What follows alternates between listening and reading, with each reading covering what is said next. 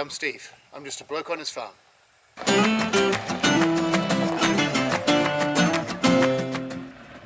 We love living here in Tasmania, although we are a little isolated from our family who live on the mainland, which makes it even more special when they come and visit us. But any visit to our farm is not just a cruisy holiday. Any visitors are quickly put to work doing some of the more routine jobs that we need to do around here, and jobs that require a little bit more muscle power too. Jobs that I can't do myself, so I'll recruit any visitors to help me do that.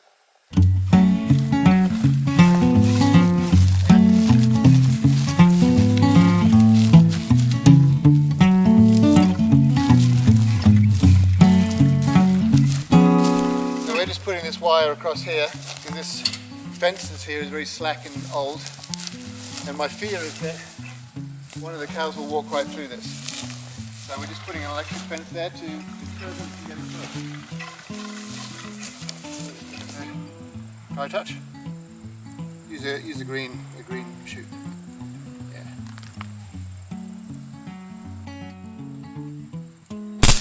It's on?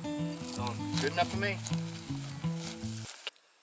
I've already put Travis to work this morning, helping me repair a barn door that got blown off in a windstorm last week, and moving some logs up there that were too heavy for me to do on my own. But now I'm going to put the whole family to work, moving the cows from one of the fields over there into this one here. Ready?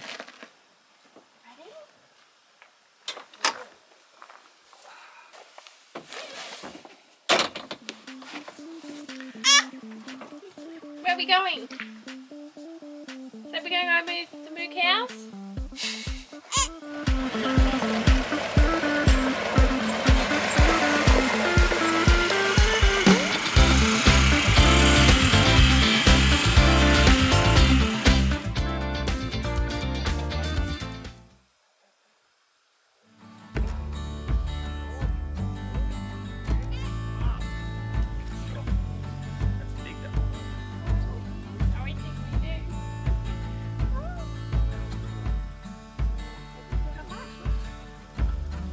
That's it.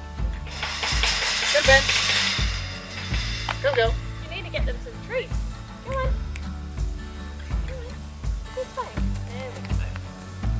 You're next, buddy boy.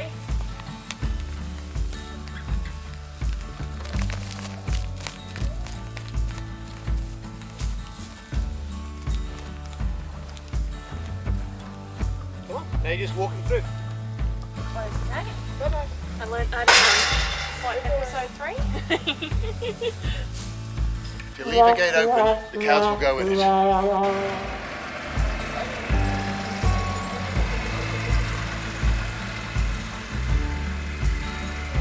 Where's Mummy gone? Look there and say, Mummy, move the cows. Bye, Mummy. Bye, Mummy.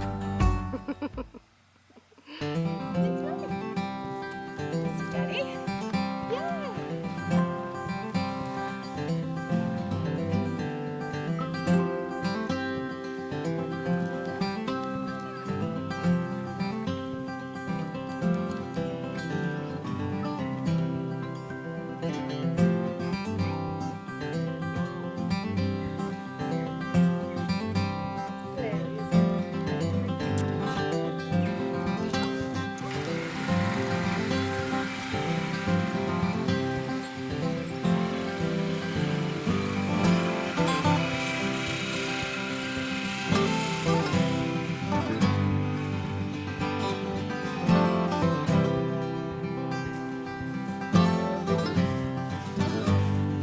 You see, Mummy?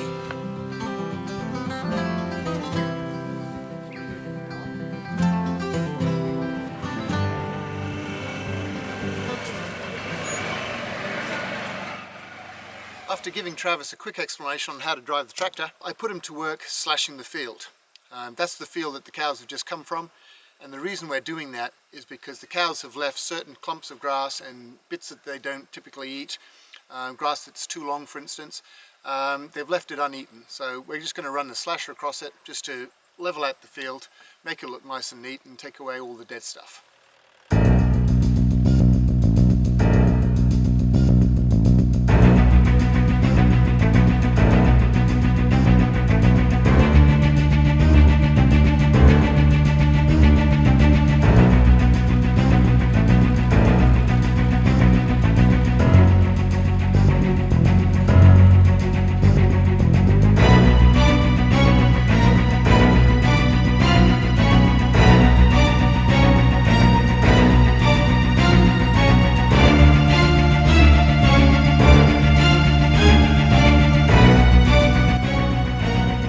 proud wife. Watching hubby go round and round the field. Look at the pride, look at the pride. Look at the excitement on his face.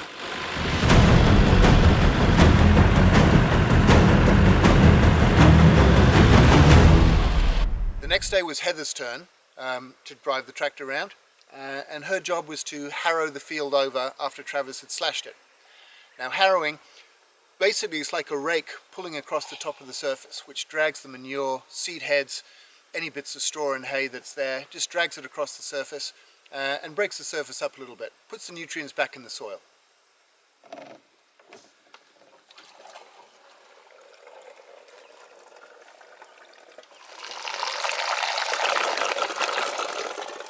Many years ago I taught Heather how to drive a car. I'm not really looking forward to teaching her how to drive this tractor because that girl can do some damage. Alright, this is Heather's first drive of the tractor, so we're going to give her a little bit of a rundown as to what's what. We've just filled it up with fuel.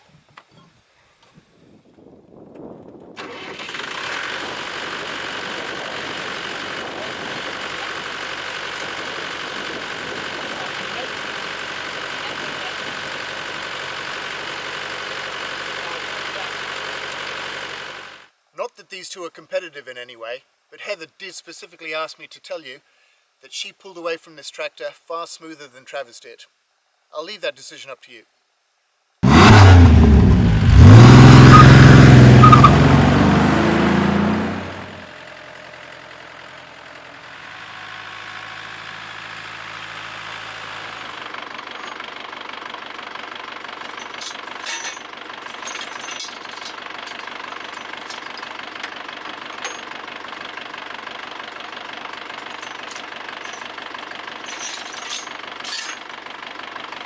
Right, she's ready to go.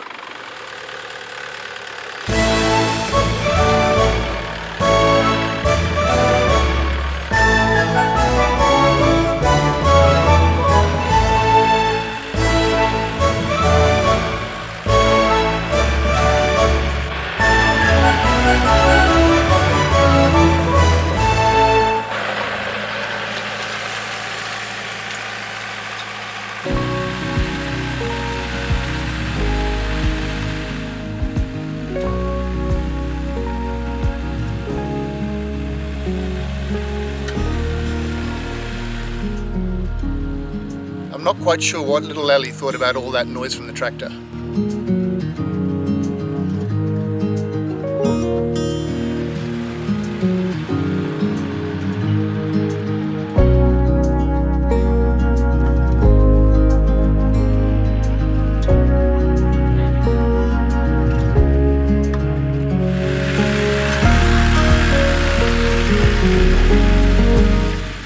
Like any dad knows, when he asks his daughter to do anything that might require a little bit of physical work, there is a performance involved. No different here when I asked Heather to go and collect some chicken feed for me and then unload it from the back of the truck onto the deck.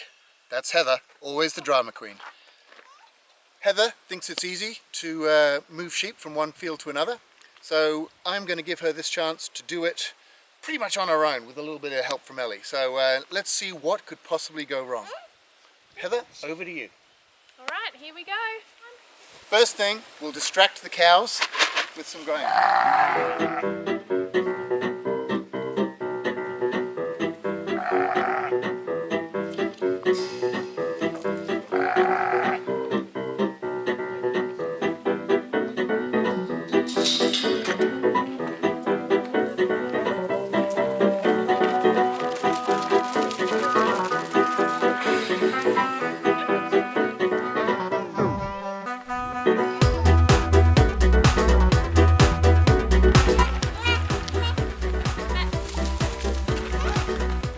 Okay, not bad for your first attempt. All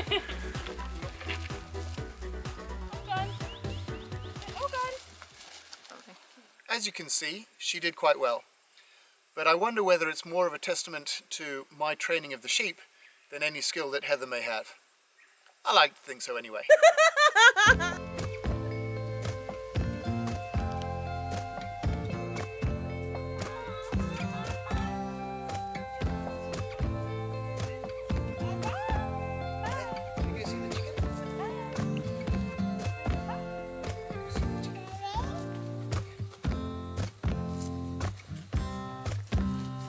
Whenever she could, Ellie wanted to spend a little bit of time with the chickens. For some reason, I think the chickens were the highlight of her trip. She's got this thing for little birdies at the moment, and chickens were it. So, consequently, our chickens got rather spoiled.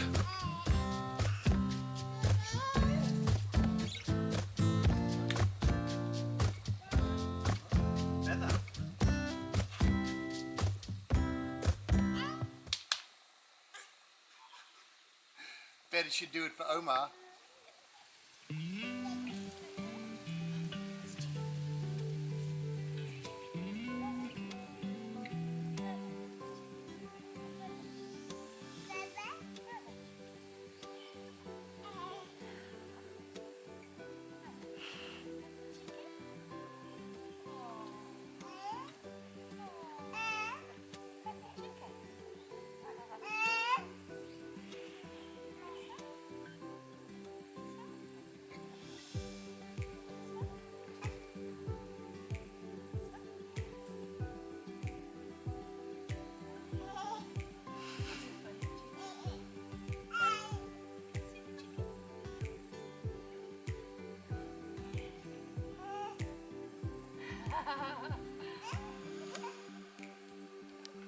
It's cute.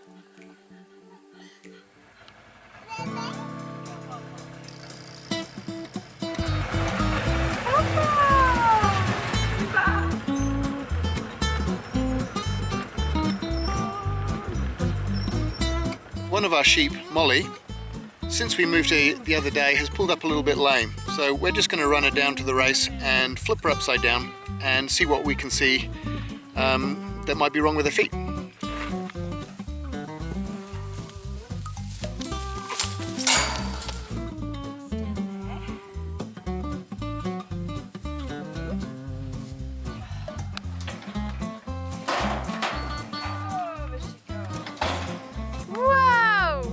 As you can see, Molly's nail is overgrown and is coming in on itself.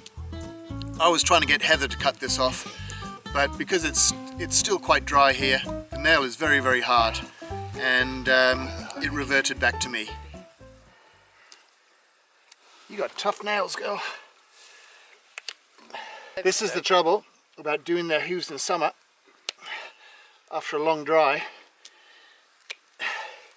is that the nails are really solid, and even a big heavy set of shears struggle to get through them.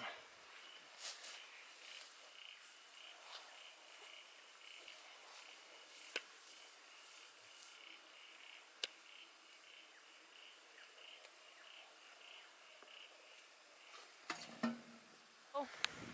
Sorry, put it up. What? It's very rare before the others come in.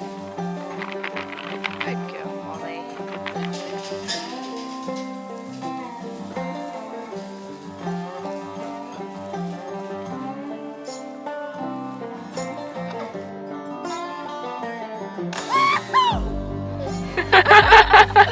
Oh, poor Molly.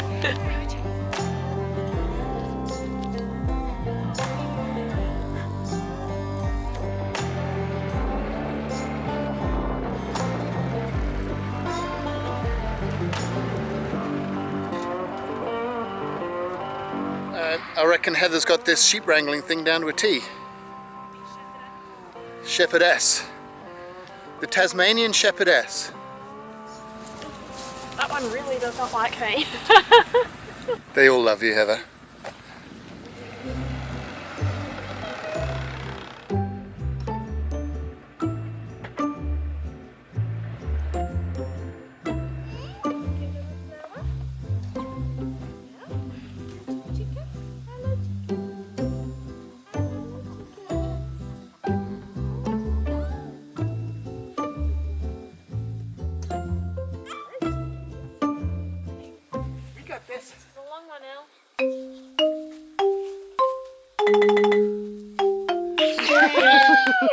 Good job, big gal.